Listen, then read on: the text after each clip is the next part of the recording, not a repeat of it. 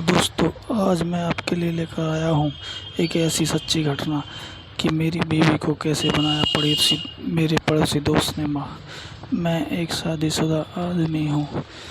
मेरी बीवी प्रिया देखने में बहुत खूबसूरत है। उसका फिगर 34, 32, 36 का है। गोरा बदन और लंबाई 5 फुट 2 इंच की है।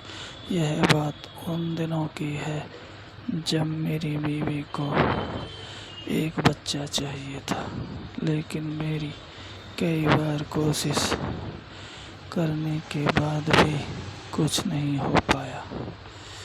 जैसा कि मैंने बताया कि मैं एक फैक्ट्री में नौकर हूँ, तो हम दोनों एक किराए के एक कमरे में रहते थे। वहाँ सिर्फ एक कमरा, एक किचन और एक बाथरूम है। अगल बगल में 3-4 किराएदार और भी हैं। वहीं कुछ दिनों पहले एक पड़ोसी आया। वैसे तो वह शादीशुदा था, लेकिन वह अकेला ही सोनीपत आया था। यह पड़ोसी सेक्स कहानी इसी आदमी की है। जब मेरी बात उससे होने लगी तो उसने बताया कि उसके 2 बच्चे हैं और वह सब उत्तर प्रदेश में रहते हैं। ऐसे ही कुछ दिनों तक बातें करते करते हम दोनों साथ में दारू पीने लगे। वह दारू लाता और मैं उसे अपने घर में बिठाकर दारू और खाना खिलाता। वैसे तो मेरी बीवी मुझसे बच्चों का सुख नहीं मिलने की वजह से खुश नहीं थी, लेकिन मैंने नोटिस किया कि मेरी बीवी हमारे पड़ोसी को अच्छे से खिलाती थी और उसका आना उसे बहुत खुश कर देता था। यह सब देखकर मेरे अंदर की वासना जाग गई और पड़ोसी से बच्चा पाने की ख्वाहिश ने जन्म ले लिया। जब मैंने प्लान बनाया, एक दिन जब हम दोनों दारू पीने बैठने वाले थे, तो मैंने अपनी बीवी को दिन में गरम कर दिया, लेकिन अपना हथियार उसकी बुर्र में नहीं दिया था। इससे वह प्यासी रह गई थी। मैंने उससे बोला, शाम को दारू पीने के बाद सेक्स करेंगे, तुम साड़ी पहन कर रहना। वह मान गई। शाम हुई और हमारा पड़ोसी हमारे घर आया और हमने दारू पीना शुरू कर दिया। जैसे ही मेरी बीवी प्रिया हमारे लिए खाना लाई, तो प्रिया को साड़ी में देखकर हमारा पड़ोसी जसवंत उसको घूरने लगा। जैसे ही मेरी बीवी किचन में गई, तो मैंने जसवंत को बोला, भाई क्या हुआ? मेरी बीवी को ऐसे क्यों देख रहे हो? जसवंत कहने लगा, कुछ नहीं भाई, भाभी बहुत सुंदर है और तुम बहुत किस्मत वाले हो। मैंने सोचा कि यही सही समय है। मैंने उससे कहा, किस्मत ही तो साथ नहीं है। जसवंत बोला, ऐसा क्यों? मैंने बताया, यार मेरी वजह से हम माता पिता नहीं बन पा रहे हैं और मेरी बीवी को बच्चा चाहिए। जसवंत बोला, कोई बात नहीं, सब ठीक हो जाएगा। मैंने कहा, जसवंत तुम मेरी मदद कर दो। जसवंत बोला, ठीक है, मैं किसी डॉक्टर से बात करूँगा। फिर हम दोनों खाना खाने लगे और मैंने उससे कहा, तू आज यहीं सोएगा? वह बोला, नहीं यार, एक कमरे में हम तीनों नहीं सो पाएंगे, फिर भाभी भी तो हैं। मैंने कहा, सब हो जाएगा, भाभी की चिंता मत कर। वह बोला, ठीक है, तू एक बार भाभी से पूछ ले। मैंने प्रिया को बुलाया। प्रिया आई तो मैंने उससे पूछा कि जसवंत आज यहाँ रुक सकता है? जसवंत के सामने होते हुए वह मना नहीं कर पाई, लेकिन वह अंदर ही अंदर खुश भी थी। हमने दो पैक और लगाए और मैंने टल्ली होने का बहाना किया। मैं सो गया। हमारे कमरे में सिर्फ एक पलंग है और उस पर प्रिया ने जसवंत को लेटा दिया। उसने हम दोनों के लिए ज़मीन पर गद्दा डाला और सब सो गए। कमरे में हल्की रोशनी थी। जसवंत को हम दोनों साफ दिखाई दे रहे थे। मैं हल्की आँख खोलकर जसवंत को देख रहा था। जसवंत पलंग के नीचे लेटी मेरी बीवी को घूर रहा था। मेरी बीवी साड़ी में ही सो गई थी और उसके चूचे ब्लाउज से बाहर को आ रहे थे। जसवंत दिखने में 6 फुट लंबा, थोड़ा मोटा और सांवले रंग का था। उसको हल्की सी दाढ़ी भी थी। वह मेरे पलंग पर सिर्फ चड्डी बनियान में लेट गया था। कुछ देर बाद उसने मेरी बीवी को आवाज़ देकर कहा, प्रिया भाभी, मुझे एक गिलास पानी दोगी क्या? प्रिया उठकर उसके लिए पानी लाई और उसका ध्यान जसवंत की चड्डी पर टिक गया। जसवंत का लंबा हथियार देखकर मेरी बीवी की आंखें खुली रह गईं। अब जसवंत भी समझ गया कि अब तो भाभी की गोद उसको भी भरनी हो। जसवंत ने प्रिया से कहा, भाभी, क्या मैं आपसे बात कर सकता हूँ? प्रिया ने कहा, हाँ, क्यों नहीं भैया। इतना कहकर वह खुद ही जसवंत के साथ पलंग पर बैठ गई। जसवंत ने कहा, मुझे ये सुनकर बुरा लगा कि आप अरुण की वजह से माँ नहीं बन पा रही हो। प्रिया बोली, ऐसा कुछ नहीं है भैया। वो तो जसवंत उसकी बात काटते हुए बोला, मुझे सब पता है। अरुण ने खुद बताया और आप अरुण को इस वजह से छोड़ मत देना। अरुण बहुत अच्छा इंसान है। प्रिया बोली, मैं अरुण से बहुत प्यार करती हूँ, लेकिन बच्चा भी ज़रूरी है। जसवंत आगे बोला, क्या मैं आपकी मदद कर सकता हूँ? प्रिया बोली, कैसे? जसवंत बोला, देखो, मेरे 2 बच्चे हैं। अरुण का इलाज करवाने में सबको पता चल जाएगा, इसलिए एक बच्चा मुझसे ले लो और सुख भी ले लो जिंदगी का। प्रिया बोली, कोख से जन्मे बच्चे की बात अलग है और नीलिमा, जसवंत की पत्नी, अपना बच्चा नहीं देगी। जसवंत बोला, मैं आपकी कोख में भी बच्चा दे सकता हूँ। प्रिया बोली, भैया, आप ये कैसी बात कर रहे हो? अरुण को पता चला तो? जसवंत बोला, अरुण को कुछ पता नहीं चलेगा, आप बेफिक्र रहो। ये कहते हुए उसने मेरी बीवी का हाथ पकड़कर अपने हथियार पर रख दिया। अब आगे की कहानी प्रिया की जुबानी सुने।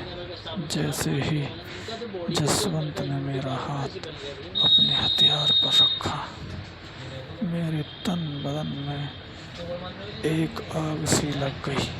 वैसे तो जसवंत से चुदने का मन तो मेरा भी था, लेकिन मैं नाटक करते हुए बोली, यह सब गलत है। जसवंत बोला, कुछ गलत नहीं है। वह मेरा हाथ पकड़कर अपना हथियार सहलवाने लगा। हाय, उसका मोटा लंबा हथियार इतना गर्म था कि मेरे हाथों में मानो जैसे कोई आग लग गई हो। उसके हथियार की गर्मी मेरे दिल में अजीब सी हलचल पैदा कर रही थी।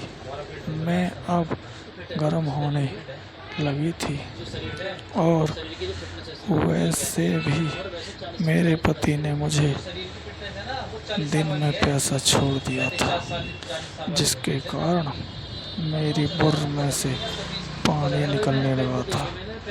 अब मैं खुद ही उसका हथियार मसलने लगी थी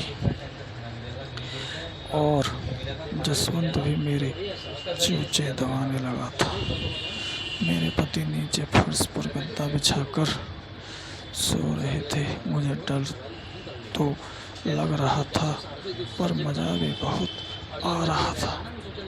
मैं नशे में चूर होने लगी थी और जसवंत मेरे चूचे भींचते हुए मेरे होठों को चूमने लगा और मेरी साड़ी उतारने लगा। मैं सिर्फ ब्लाउज और पेटीकोट में थी। जसवंत अपना हाथ मेरे पेटीकोट में डालकर मेरी मुर्र में उंगली करने लगा। मेरे मुंह से आह आह और तेज करो निकलने लगा। मुंह से आवाज़ सुनते ही मानो जसवंत को ग्रीन सिग्नल मिल गया। फिर उसने मेरा पेटीकोट ब्लाउज उतार कर मुझे लेटा दिया और मेरी बुर्र चाटने लगा। वह थोड़ा घूमा और मेरे मुंह में अपना हथियार डालने लगा। जब तक मैं उसे मना करती तब तक देर हो गई थी। वह मेरे मुंह को जोर जोर से पेलने लगा। दूसरी तरफ वह मेरे बुर्र भी लगातार चाट रहा था। उसका हथियार मेरे गले तक पेल रहा था। मुझे मज़ा आ रहा था, साथ ही साथ उसके हथियार से एक अजीब सी महक आ रही थी। लगभग 10 मिनट तक ऐसा ही चला। उसके बाद उसने मुझे घोड़ी बनाया और जोर जोर से पेलने लगा। उससे पिलाई करवाते करवाते मैं भूल गई थी कि मेरा पति भी वहीं है। मैं जसवंत से कहने लगी, ओह जसवंत, पेलो मुझे और पेलो, आह इतना पेलो कि मेरी बुर्र का छेद चौड़ा हो जाए। वह भी कहने लगा, आह मेरी रांड, आज तेरी सारी गर्मी निकाल दूंगा बहन की लौड़ी, और तुझको अपने बच्चे की माँ बना दूंगा। हाँ जसवंत, बना दो मुझे माँ, यही तो मेरी इच्छा है। फिर जसवंत ने मुझे सीधा लेटा दिया और मेरे ऊपर चढ़कर मुझे धक्का पेलने लगा। उसका लंबा हथियार मेरी बुर्र के आखिरी छोर पर टक्कर मार रहा था। मैं एकदम से अकड़ आई थी और उसी समय उसने भी अपना हथियार खाली करना शुरू कर दिया। जसवंत ने अपना सारा वीर्य मेरी बुर्र में छोड़ दिया। मैं उसके सीने से लिपट कर लेट गई और उसका हथियार सहलाती हुई उसको किस करने लगी। उसके सीने के बाल मुझे फिर से गर्म कर रहे थे। कुछ देर बाद मैंने फिर से उसका हथियार मुंह में ले लिया। उसका हथियार फिर से तन गया और मैंने उसके साथ 3 बार ठुकाई का मजा लिया। आखिरकार हम दोनों नंगे ही चिपक कर सो गए। सुबह 5 बजे मेरी आँख खुली और मैं उठकर कपड़े पहनकर अपने पति के पास सो गई। दोस्तों, जैसा कि आपने पढ़ा कि मेरी बीवी रात भर बुर ठुकाई का खेल खेलती रही थी और दूसरी तरफ मैं चादर ओढ़कर उनको सेक्स करता देखकर और उनकी बातें सुनते हुए मुठ मार रहा था। मुझे उस रात पड़ोसी सेक्स देखकर बहुत मज़ा आया। सुबह जसवंत जगा और उसने मुझे बाय किया। फिर चुपके से मेरी बीवी को आंख मारी और चला गया। अब वह मेरी बीवी को जब चाहे पेलने लग गया था। कभी कभी मेरी बीवी खुद उसको खाना देने के बहाने उसके रूम में जाकर उससे अपनी बुर्र चुदवाने लगी थी। अगली माहवारी के समय मेरी बीवी ने मुझे बताया कि वह बच्चे की माँ बनने वाली है।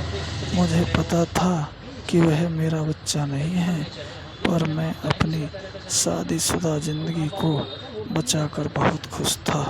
साथ ही साथ मेरी बीवी भी एक लंबा हथियार पाकर खुश थी। वह अभी जसवंत से मज़ा लेती है और अब हम तीनों को मालूम है कि हमारे बीच क्या चल रहा है। एक दिन हम दोनों दोस्त दारू पी रहे थे तो जसवंत ने प्रिया से कहा, कभी आप भी तो इसका स्वाद चख लो, कैसी है ये। वह ना नुकुर करती हुई दारू पीने को राजी हो गई।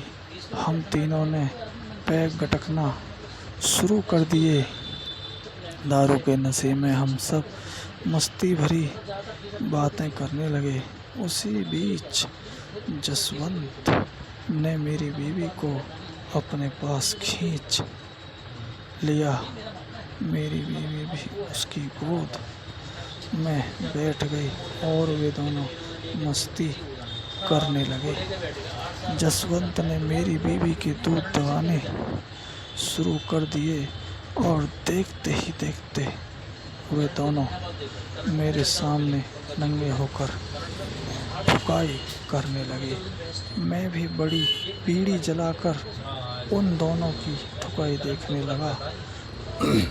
उस दिन से मेरी बीवी ने मेरे सामने ही जसवंत से चुदवाना शुरू कर दिया था और मुझे भी इससे कोई गुरेज नहीं रह गया था। दोस्तों, मेरी बीवी की चुदाई की कहानी आपको कैसी लगी? अगर ये कहानी आपको अच्छी लगी हो तो चैनल को लाइक करें और सब्सक्राइब करना ना भूलें, ताकि आगे आने वाली ऐसी ही रोचक कहानी आपको सुनने को मिल सके। धन्यवाद।